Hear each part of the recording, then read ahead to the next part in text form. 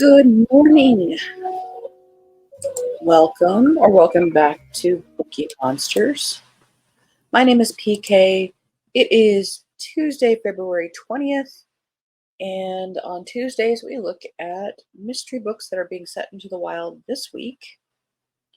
Mysteries and thrillers, non-cozies, because how are we going to read them all if we don't know what's out there? I hope you're having a good day. If you're watching it live, thank you very much. If you're watching it in a replay when I post this, thank you very much. I hope you are liking the content. If you like what you see, please hit the like button. Hit subscribe if you haven't subscribed, and hit the notification bell because you never know when we might be doing spontaneous sprints, or I could do an extra post. You never know. 8 isn't enough. All right, let's hop into it because I know there's a lot of books out there. Where are we starting? We'll start here.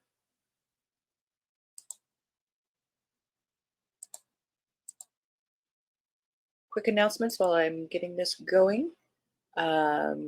We do have sprints tonight at 6:05 Mountain Time, 8:05 Eastern. Sometimes they start earlier if traffic goes in my favor and I'm able to get here sooner, therefore walk Keo sooner, therefore we can start sooner. So that's really important why you have the notification bell, because sometimes it's not 6:05.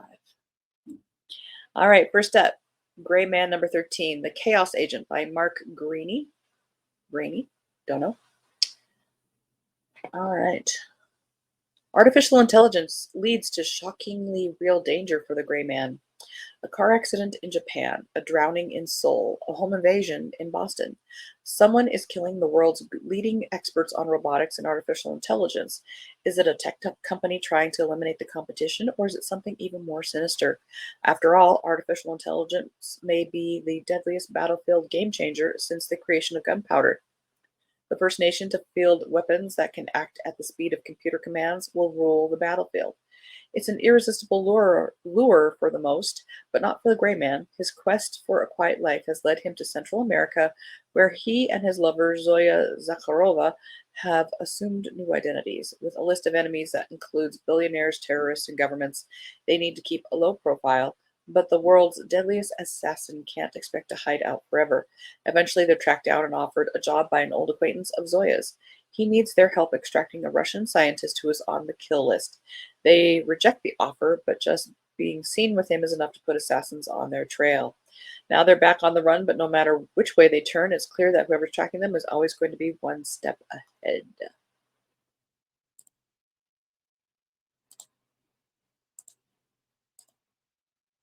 Steve Berry has a new one. Also book 18, The Atlas Maneuver. 18th in the Cotton Malone series. Double checking. Yes. 1945. In the waning months of World War II, Japan hid vast quantities of gold and other stolen valuables in booby-trapped underground caches all across the Philippines. By 1947, some of that loot was recovered, not by treasure hunters, but by the United States government, which told no one about the find. Instead, those assets were stamped classified, shipped to Europe, and secretly assimilated into something called the Black Eagle Trust. Present day, retired Justice Department operative Cotton Malone is in Switzerland doing a favor for a friend. But what was supposed to be a simple operation turns violent, and Cotton is thrust into a war between the world's oldest bank and the CIA, a battle that directly involves the Black Eagle Trust. He quickly discovers that everything hinges on a woman from his past who suddenly reappears, harboring a host of explosive secrets centering around Bitcoin. Cryptocurrency is being quietly weaponized, readied for an assault on the world's financial systems, a calculated move that will have devastating consequences. Cotton has no choice. He has to act, but at what cost?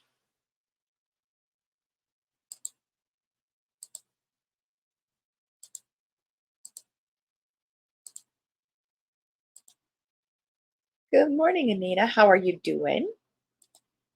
And good morning, Kim. Hope you guys are having a good morning. Appreciate you being here. A Step Past Darkness by Vera Kurian. Six classmates, one terrifying night, a murder 20 years in the making. There's something sinister under the surface of the idyllic suburban town of Wesley Falls, and it's not just the abandoned coal mine that lies beneath it. 500 pages. The summer of 1995 kicks off. A thriller shouldn't be over 300. With a party in the mine thoughts, where six high school students witness a horrifying crime that changes the course of their lives. The six couldn't be more different. Maddie, a devout member of the local megachurch, Kelly, the bookworm next door, James, a cynical burnout, Casey, a lovable football player, Padma, the shy, straight A student, and Gia, who's starting to see visions she can't explain. When they realize that they can't trust anyone but each other, they begin to investigate what happened on their own.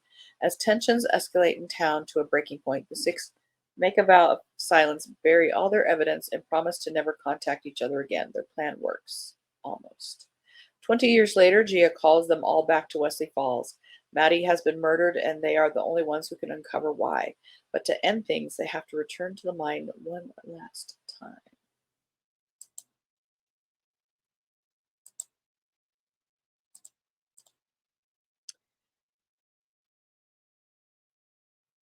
This came out last year.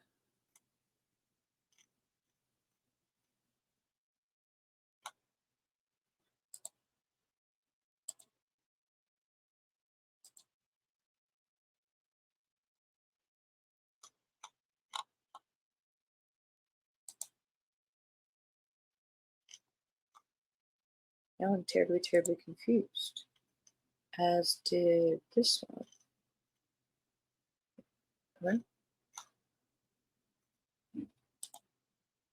Is it a re-release?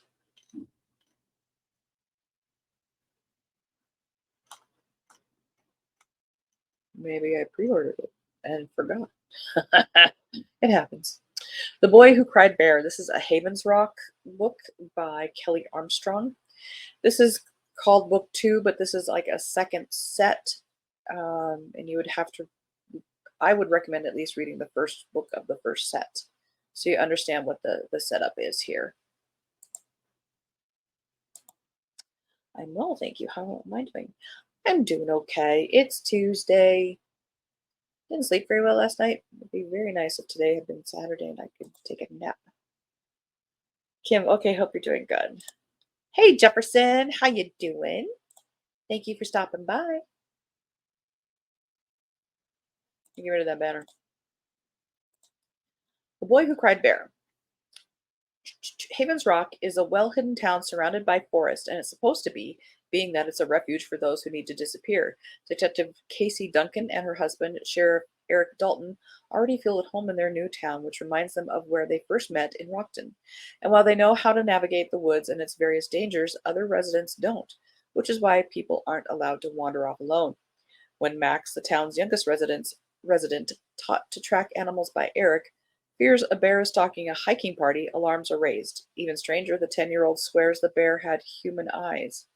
Casey and Eric know the dangers a bear can present, so they're taking it seriously. But odd occurrences are happening all around them, and when a dead body turns up, they're not sure what they're up against. I would say it's a bad guy dressed up as a bear. At least they didn't say Bigfoot, right? Once Upon a Murder by Samantha Larson, second in the Lady Librarian series.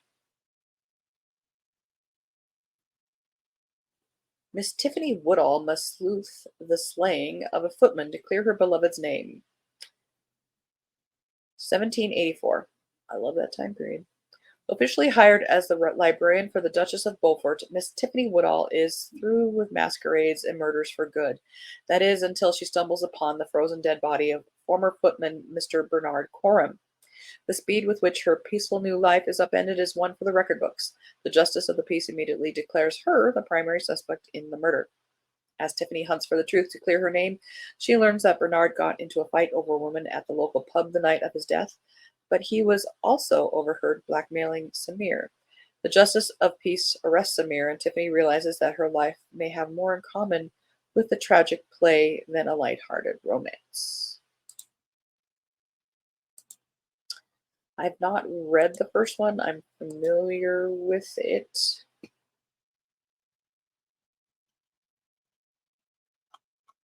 Double checking the date. Mason Black, another big name in thrillerish kind of books. The Deepest Kill.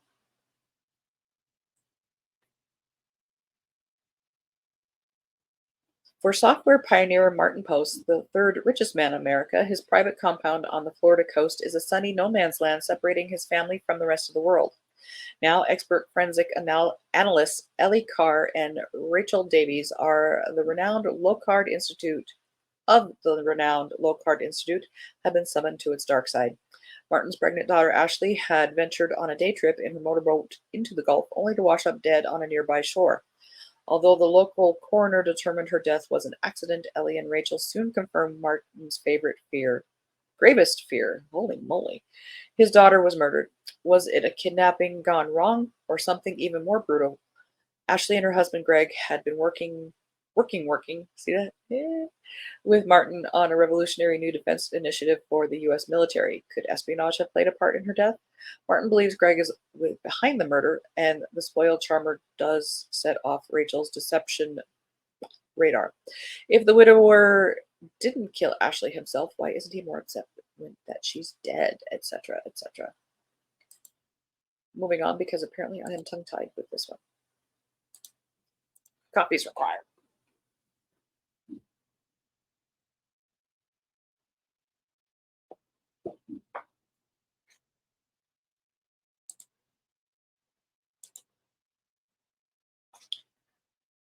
Kim says, hopefully going to my first baseball game of the. Oh my goodness, baseball this early?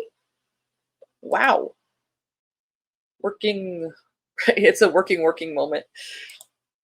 Kim, last test scheduled today. Oh, good. Oof. Crossing my fingers for you. I have to take Kyo to the vet today to get the stitches out. The test came back inconclusive, so I don't know what we're going to do now. The Guest by B.A. Paris. It must be thriller week. We've got thrillers up the wazoo. The Guest. Some secrets never leave.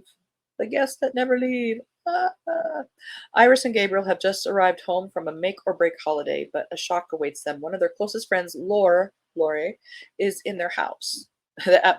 The atmosphere quickly becomes tense as she oversteps again and again, sleeping in their bed, wearing Iris's clothes, even rearranged. I'm sorry, that's what you call the cops.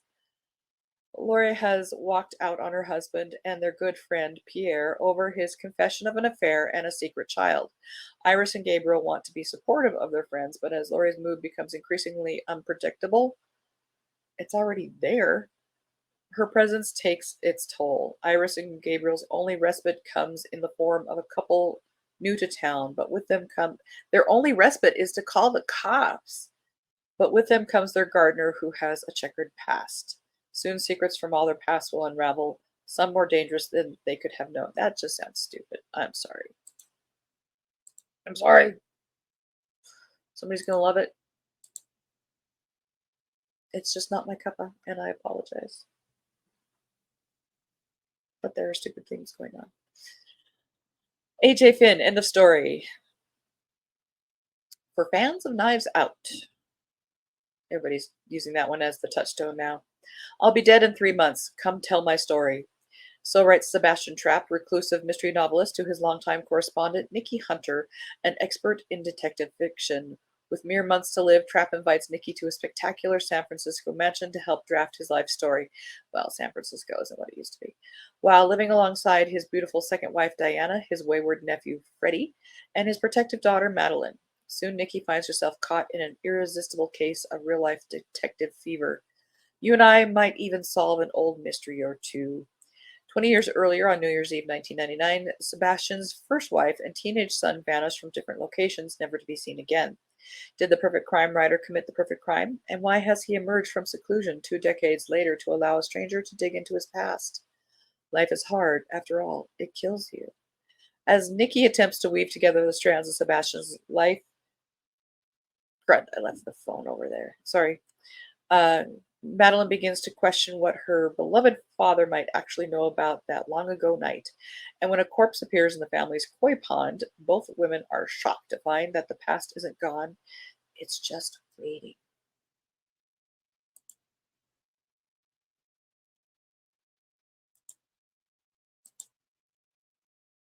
Hard Girls.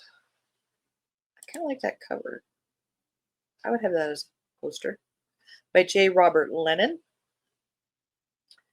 Two estranged twin sisters hunt down their elusive mother and face down the darkness they tried to escape. Jane Poole likes her safe suburban existence just fine.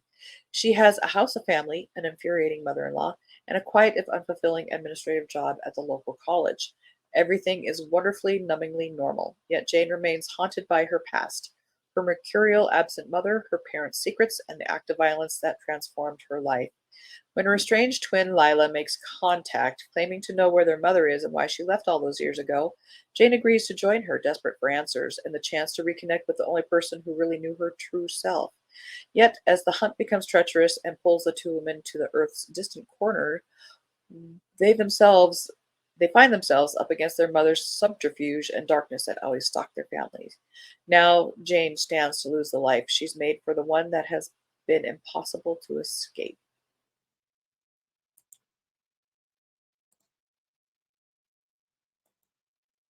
Island Witch by Amanda Jayatissa, set in 19th century Sri Lanka and inspired by local folklore. The daughter of a traditional demon priest, relentlessly bullied by peers and accused of witchcraft herself, tries to solve the mysterious attacks that have been terrorizing her coastal village. Being the daughter of the village Kapua, or demon priest, Amara is used to keeping mostly to herself.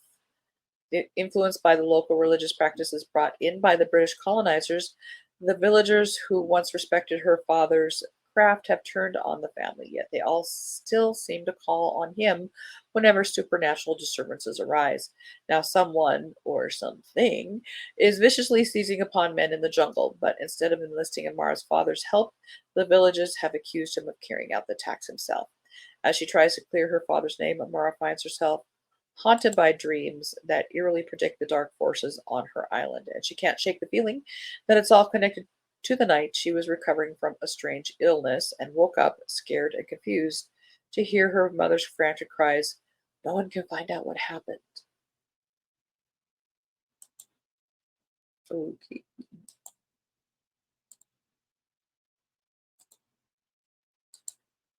Got lots of darkness this week. I know, leave the koi pond alone. Those poor fish did nothing.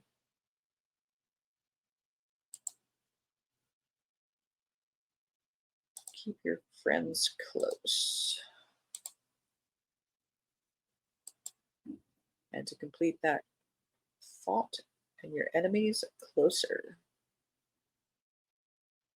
Checking the date. We are good. This is by Leah Conan. How well do you know your friends? Isolated and embroiled in a custody battle, Mary is desperate for a friend. So when she meets the charming and enigmatic drinking game Willa at a Brooklyn playground, their connection feels faded. We're drinking coffee, okay, or tea. But during the enigmatic Willa at Brooklyn playground, their connection feels faded. But during a margarita-fueled mom's night out, Mary shares her darkest secret about her ex George, and the next morning, Willa simply disappears. No calls, no texts, nothing. 2 months later, Mary's divorce is almost finalized, and she's trying to build a new life for her son in upstate New York. On her first day in town, she runs into Willa. Only Willa's name is now Annie, and she's got an entirely new family in tow. When George turns up dead and Mary becomes the prime suspect, she has no choice but to turn to her only friend in town, Willa. As coincidences and evidence pile up, Mary begins to wonder whether Willa had something to do with George's death. Is the woman a friend or a foe, confidant or just a con? Mary must uncover the truth before she loses everything. And this was the book that I was reading. And now we're going back.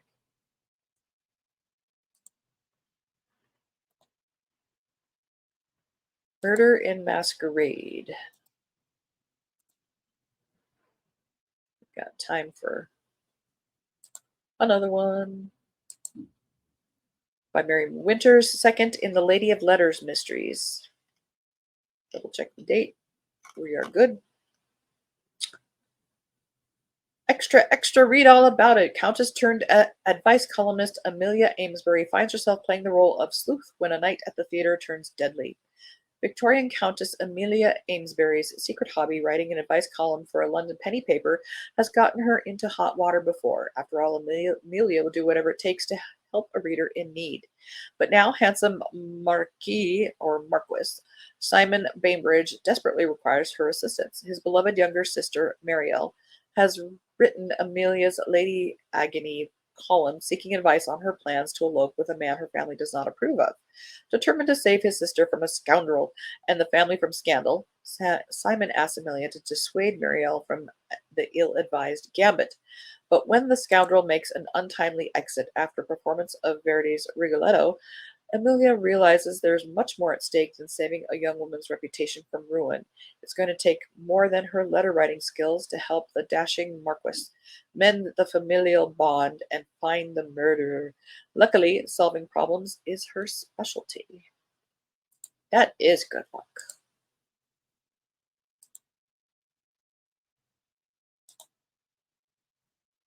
And we kind of did those.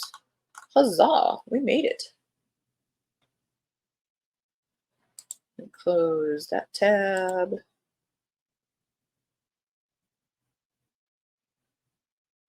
We might look at those. And the bell, but it's in the other room, so I can't go get it. And we're gonna have a commercial. Thank you guys so much for being here. I appreciate that you have stopped by. Sorry, I'm clicking on tabs as we go.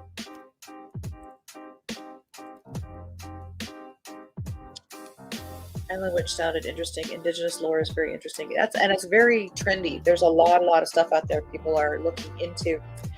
All right, guys, thank you so much. I hope you have a good Tuesday. We do have sprints tonight at 6:05 Mountain Time, 8:05 Eastern. Could start earlier if traffic goes in my favor. Otherwise, have a very good day. And as the banner says here, don't be a bookworm, be a bookie monster. Nom nom nom. Have a good day. God bless.